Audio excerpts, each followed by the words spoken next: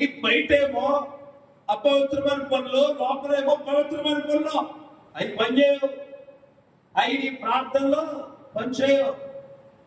నీ మనవడు కొడతాం, లేకపోతే కొడుకో కూతురు కొడతాం.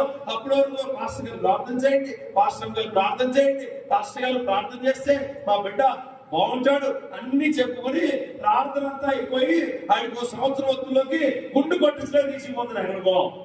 ఎక్కడికి ఏదో మాత కూడా ఆ మాత కాదు, నీకు మాత మోగిపో, జాగ్రత్తగా ఉండబోతుంది. అర్థమైందా?